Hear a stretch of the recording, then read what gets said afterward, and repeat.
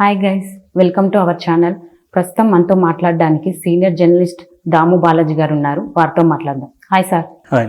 షర్మిల ఈరోజు Jagan birthday wishes గురించి wish చేయలేదు, దాని గురించి మీ మాటల్లో సార్. యాక్చువల్గా ఆయన బర్త్డే నిన్న. మామూలుగా అయితే జగన్ బర్త్డేకి ఈవెన్ చంద్రబాబు, పవన్ కళ్యాణ్ కూడా విష్ చేశారు, మోడీ విష్ చేశాడు.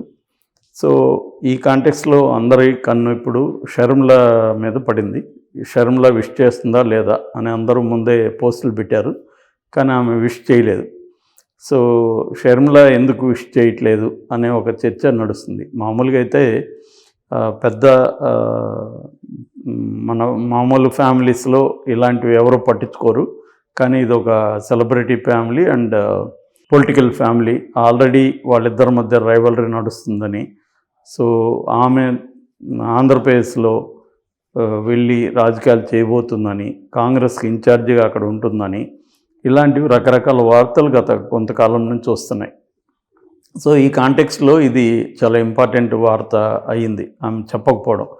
పైగా ఆమె ఏమన్నా వేరే ఏం పోస్టులు పెట్టకపోయినా పర్వాలేదు, ఒక పోస్ట్ పెట్టింది ఆమె అదే టైంలో. ఆ పోస్ట్ ఏంటంటే, నేను మా ఇద్దరు పిల్లల అకాడమిక్ ఎక్సలెన్స్ గురించి ప్రౌడ్గా ఫీల్ అవుతున్నాను, దాని గురించి షేర్ చేసుకోవాలనుకుంటున్నానని చెప్పి వాళ్ళిద్దరి పిల్లలకి కంగ్రాట్స్ చెప్పింది. కొడుకేమో master of science in applied economics and predictive analytics, దాంట్లో మాస్టర్స్ డిగ్రీ సంపాదించాడు. కూతురేమో బీబీఏ బిజినెస్ అడ్మినిస్ట్రేషన్, దాంట్లో ఫైనాన్స్, దాంట్లో ఆమె పాస్ అయింది. సో మీరిద్దరు కూడా చాలా త్వరగా లైఫ్లో అచీవ్ చేశారు. సో నేను మీ గురించి చెప్పుకోవడానికి నాకు ప్రౌడ్గా ఫీల్ అవుతున్నాను అనేది ఆమె చెప్పింది అన్నమాట. పోస్ట్ పెట్టింది అదే రోజు. సో ఆ పోస్ట్ పెట్టడానికి టైం ఉంది, ఆ పోస్ట్ పెట్టడానికి ఓపిక ఉంది. అన్నకి విషెస్ ఎందుకు చేయలేదు అనేది చర్చ. అంతకుముందు విజయమ్మ బర్త్డేకి కూడా జగన్ విషెస్ చేయలేదని కూడా ఈవెన్ రాధాకృష్ణ కొత్త పలుకులో కూడా రాశాడు. సో ఇదేంటంటే జగన్ అండ్ షర్మిల మీద విపరీతమైన ఫోకస్ ఉంది.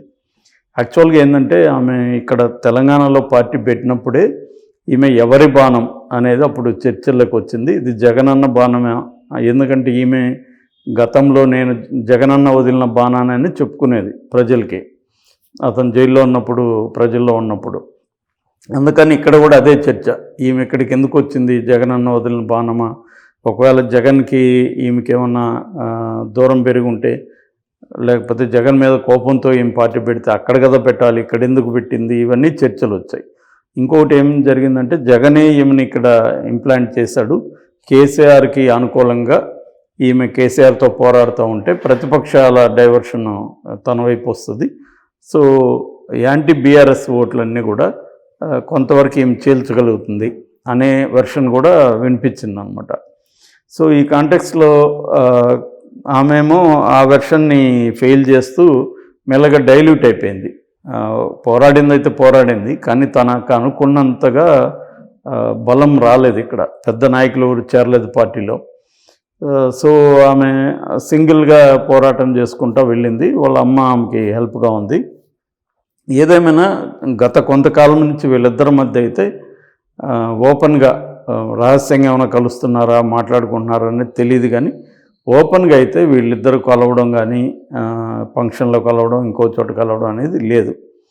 సో అదే కాకుండా వివేకానంద రెడ్డి హత్య కేసులో కూడా ఓపెన్గా సునీతారెడ్డిని సపోర్ట్ చేసింది. సునీతారెడ్డికి చంపాలని అవసరం లేదు నాన్నని, ఆస్తులు అనేవి అసలు లేవు, అవి ఎప్పుడో క్లియర్గా అయిపోయినాయి.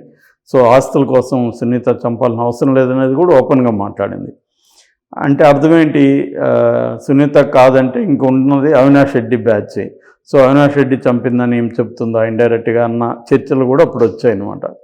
సో ఆ తర్వాత ఆమె ఇక్కడ పార్టీని కాంగ్రెస్లో కలిపేస్తుంది అనేది చెప్పారు. ఆమె అది ప్రయత్నించింది కూడా. అధిష్టాన వర్గం సోనియా, రాహుల్ని కలిసింది, వాళ్ళు కూడా ఓకే చేశారు. అంతా అయిపోయింది అనుకున్న క్షణంలో రేవంత్ రెడ్డి దాన్ని ఆపేశారు.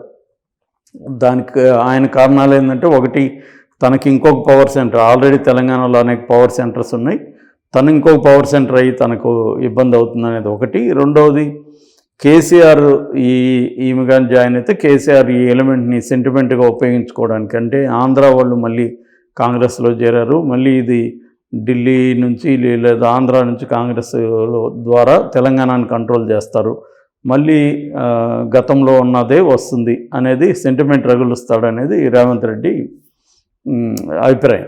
దాంతో కన్విన్స్ అయ్యి అతన్ని ఆమెను ఆపేశారు, రిజాల్వ్ కాకుండా. సో ఇప్పుడు వినిపిస్తున్నది ఏంటంటే కొత్తగా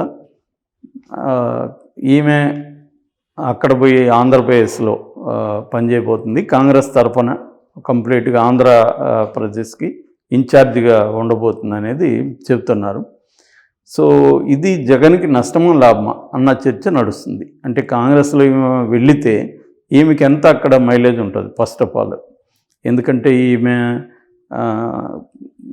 రాజశేఖర రెడ్డి కూతురు కావచ్చు, కానీ రాజశేఖర రెడ్డి అభిమానులు కావచ్చు, రాజశేఖర రెడ్డిని ఇంత గతంలో ఆయనతో కలిసి పనిచేసిన వాళ్ళందరూ కూడా మ్యాక్సిమం జగన్తో ఉన్నారు. అట్లాగే కాంగ్రెస్లో బలమైన వర్గం కూడా జగన్తో వెళ్ళిపోయారు. ఇప్పుడు అక్కడ కాంగ్రెస్లో ఎవరూ లేరు, ఉన్న తులసిరెడ్డి లేకపోతే రఘువీరారెడ్డి లాంటి వాళ్ళు కూడా యాక్టివ్గా లేరు. సో అలాంటి కాంటెక్స్లో ఈమె వెళితే ఈమెకి ఏ వర్గాల నుంచి సపోర్ట్ వస్తుంది అనేది ఒక పెద్ద ప్రశ్న. రెండవ ప్రశ్న ఏంటంటే ఈమె కాంగ్రెస్లోకి వెళ్ళడం వెనక జగనే ఉన్నాడు అనేది కూడా ఒక థియరీ ఉంది. అంటే జగనే ఈమెని కాంగ్రెస్లోకి పెట్టాడు. ఇన్ కేసు రేపు పొద్దున బీజేపీ సెంట్రల్ లెవెల్లో ఓడిపోతే, ఇండియా కూటమి వస్తే కాంగ్రెస్కి బలం ఉంటుంది కాబట్టి రేపొద్దున కాంగ్రెస్ తనని ఇబ్బంది పెట్టకుండా ఈమె ద్వారా రాయబారాలు నడపచ్చు అనేది జగన్కు ఉందనేది ఒకటి. రెండవది, తనకి జనసేన తెలుగుదేశం కలవడం ద్వారా ఒక పెద్ద ఛాలెంజ్ ఎదురవుతుంది. ఎందుకంటే వ్యతిరేక ఓట్లు చీలవు, జగన్కి వ్యతిరేకంగా, ప్రభుత్వానికి వ్యతిరేకంగా ఉండే యాంటీ ఇన్కంబెన్సీ అంటారు కదా, ఈ యాంటీ ఇన్కంబెన్సీ ఓట్లు అనేవి చీలవు అనమాట. ఇప్పుడు దాన్ని చీల్చే వాళ్ళు కొంత కావాలి. చీలకుండా ఐక్యంగా వీళ్ళు ఉంటే వాళ్ళకి పడాయంటే తనకి ఇబ్బంది ఉంది.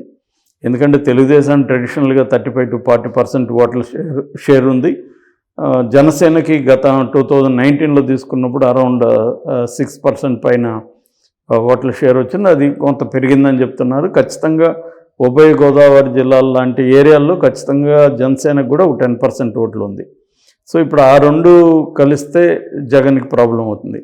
అందుకని కొన్ని ఓట్లైనా సరే చీలిస్తే బాగుంటుంది అనేది జగన్ ఆలోచన. అందుకనే బీజేపీ సపరేట్గా పోటీ చేయాలని, కాంగ్రెస్ కూడా కొంత స్ట్రెంగ్త్ అయితే మంచిదని జగన్ ఆలోచిస్తున్నట్టుగా చెబుతున్నారు. సో ఈ అమ్మాయి కానీ వచ్చి రైవలరీగా నిలబడి పోటీ చేస్తే కొంత క్రిస్టియన్ ఓట్లు, కొంత రెడ్డి ఈ సామాజిక వర్గాల నుంచి, అసంతృప్తి వర్గాల నుంచి చీల్తాయి అనేది ఒక అంచనా. కానీ మరి ఆ వర్గాలే కదా జగన్కి కూడా సపోర్టు, ఆ వర్గాలు చీల్తే జగన్కి నష్టం కదా అనే వాదన కూడా ఉంది. కాకపోతే ఏంటంటే నా అభిప్రాయం, కాంగ్రెస్కి ఆంధ్రప్రదేశ్లో ఇప్పటికిప్పుడు ఈమె వచ్చిన పెద్ద ఫరక్ పడే అవకాశం లేదు. ఎందుకంటే పెద్ద టైం లేదు, ఇంకొక 2 నెలల్లో ఎలక్షన్ రాబోతున్నాయి, మార్చికే ఎలక్షన్లు వచ్చేస్తాయి. కాబట్టి ఇప్పుడు వెళ్ళి ఆమె ఏం చేస్తుంది? ఇక్కడే 2 years నుంచి ఏం చేయలేని ఆమె అక్కడ పోతే ఏం చేస్తుంది? ఇక్కడే ఎంతో కొంత ఆమె చేయగలిగిన పరిస్థితి ఉంది, అక్కడే ఏమి చేయలేదు. ఏదేమైనా ఆ పరిస్థితి అయితే అగమ్యగోచరంగా మారిందని మనం చెప్పుకోవచ్చు.